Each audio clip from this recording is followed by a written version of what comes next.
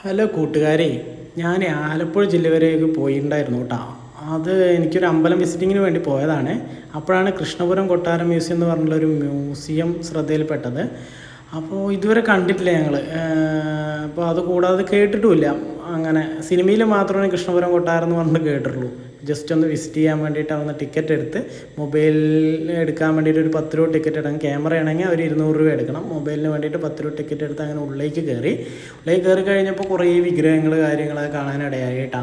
പഴയ കാലത്തുള്ള വിഗ്രഹങ്ങളാണ്. അവിടുന്ന് കുറേ അതിൻ്റെ പേരും കാര്യങ്ങളൊക്കെ എഴുതി വെച്ചിട്ടുണ്ടായിരുന്നു. ശിവൻ അങ്ങനത്തെ, പിന്നെ അതുപോലെ പ്ലേറ്റുകൾ, പിന്നെ ഈ മണികൾ, അങ്ങനത്തെ കുറേ കാര്യങ്ങളൊക്കെ കാണാനിടയായി.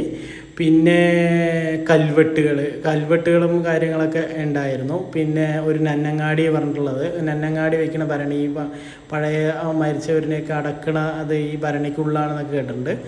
അപ്പോൾ അതൊക്കെ കാണാനിടയായി കേട്ടോ. നല്ല മനോഹരമായിട്ടുള്ള സ്ഥലമാണ് കേട്ടോ. പിന്നെ ഞാൻ കുറച്ച് അങ്ങോട്ട് പോയി നടന്നു കഴിഞ്ഞപ്പോൾ തന്നെ അതിൻ്റെ ഉള്ളിൽ തന്നെ കുളമുണ്ട്. കുറച്ച് അങ്ങോട്ട് ഇറങ്ങരുതെന്ന് എഴുതി വെച്ചിട്ടുണ്ട് കേട്ടോ.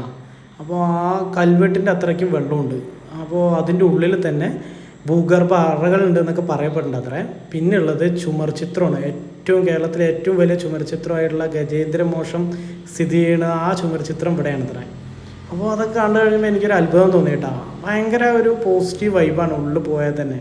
വളരെ വിഗ്രഹങ്ങളാണ് ഏറ്റവും കൂടുതൽ. ഒറ്റക്കല്ല് ചെതുക്കിയുള്ള വിഗ്രഹങ്ങൾ, അങ്ങനത്തെ കുറേ മുരുകൻ്റെ അങ്ങനത്തെ കുറേ വിഗ്രഹങ്ങളുണ്ട്. ബുദ്ധൻ്റെ വിഗ്രഹം, അങ്ങനത്തെ കാര്യങ്ങളൊക്കെ ഉണ്ട്. പിന്നെ നാണയങ്ങൾ, പഴയ കാലങ്ങളിലെ നാണയങ്ങൾ കാര്യങ്ങളൊക്കെ ഉണ്ട്.